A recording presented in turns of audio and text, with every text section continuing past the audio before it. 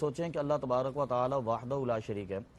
قرآن مجید فرقان حمید میں جیسا کہ حضرت صاحب ارشاد فرما رہے تھے، سورہ اخلاص کے اندر مکمل توحید کا ایک درس عطا فرمایا گیا۔ پھر قرآن پاک میں بہت سارے مقامات پر اللہ رب العالمین نے مختلف انداز میں اپنی توحید کو اجاگر کیا۔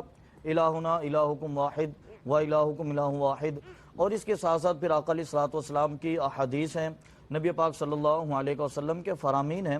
لیکن اس کے ساتھ ساتھ عقلی طور پر بھی انسان کو دعوت پیش کی گئی کہ اپنی عقل سے سوچو کہ اس کائنات کا مالک ایک ذات کو ہونا چاہیے۔ کیا بات ہے، کیا بات! اگر اس کائنات کے مالک اور مختار ہونے میں بہت ساری ذاتوں کو انوالو کر لیا جائے، ساری نظام کائنات درہم برہم ہو جائے، قرآن کہہ رہا ہے۔ ہاں، نظام خراب ہو جائے گا۔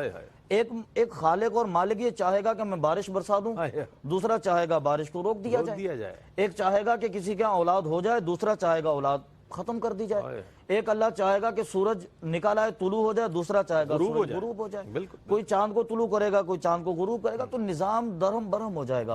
اللہ رب العالمین نے خود ارشاد فرمایا کہ لو کان فیہما آلہۃ الا اللہ لفسدتا، کہ اگر اس کائنات میں دو معبود ہو جاتے تو نظام پھر فساد کی طرف چلا جاتا۔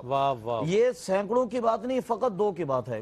ایک سلطنت کے اندر دو بادشاہ نہیں رہ سکتے، دو حاکم نہیں رہ سکتے، وہ بھی اختلاف کریں گے کسی نہ کسی معاملے پر، کسی بنیاد پر۔